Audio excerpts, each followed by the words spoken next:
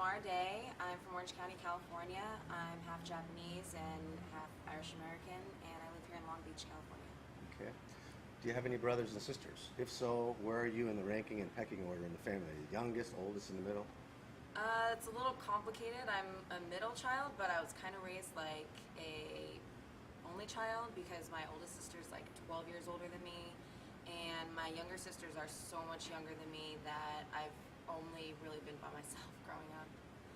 Okay.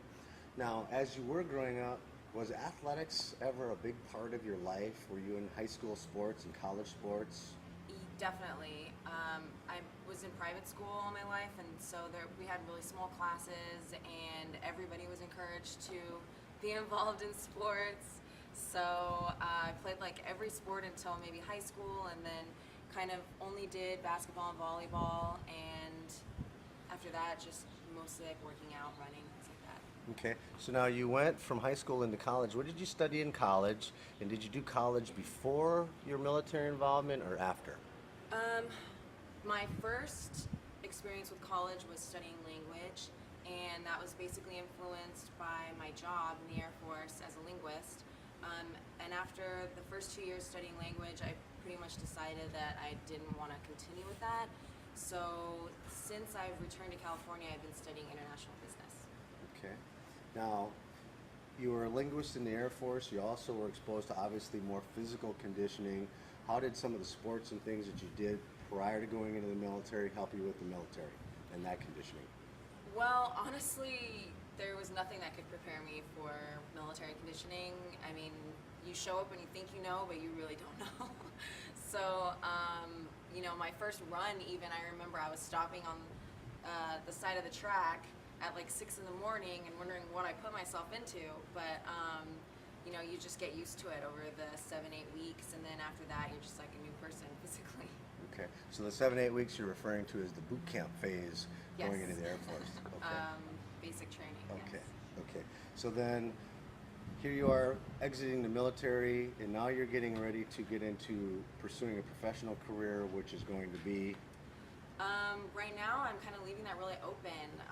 The career that I had before was so specific that I felt really suffocated, and coming out here and starting a new life, which includes this pathway with fitness, was to open up all of my opportunities. So right now, I'm just kind of loving life and loving what I'm doing, and hoping that something that comes along the way really strikes a nerve within me and something that I really want to do.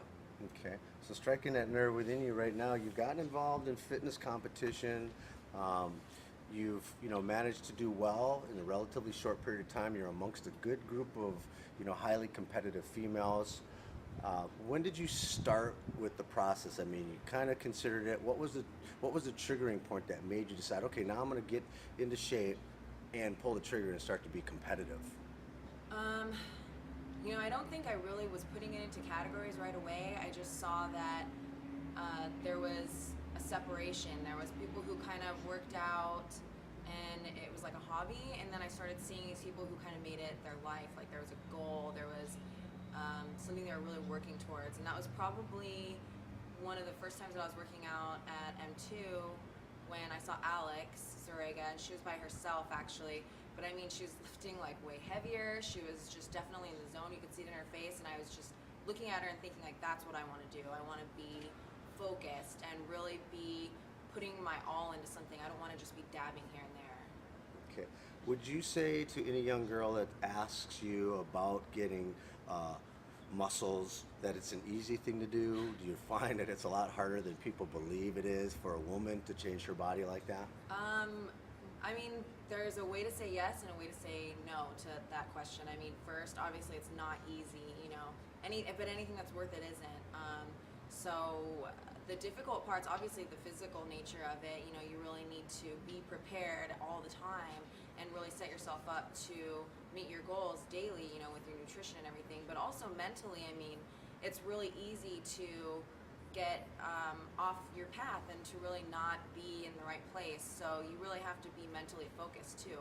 And then to say yes, it is kind of easy. I would say only because at any time you can really just make the decision. I need to do this, and I want to do this for myself. And you can just flip that switch on and start. You just can't quit.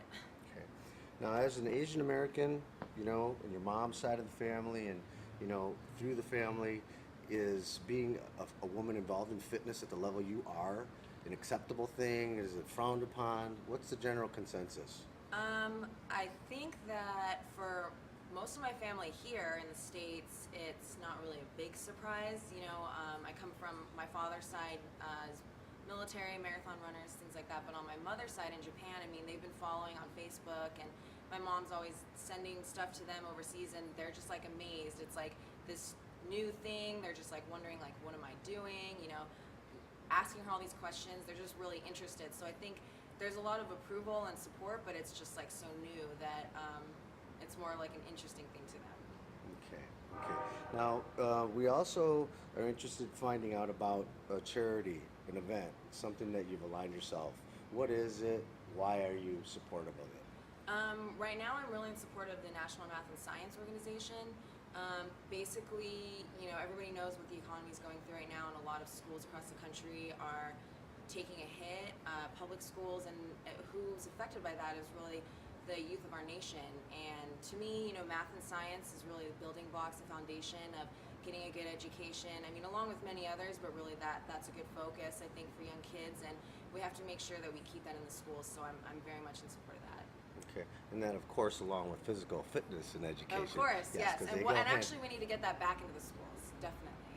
Okay. As soon as they create an organization for that, I will be behind it. That's up to fitness pros. Yes. Oh, right, exactly.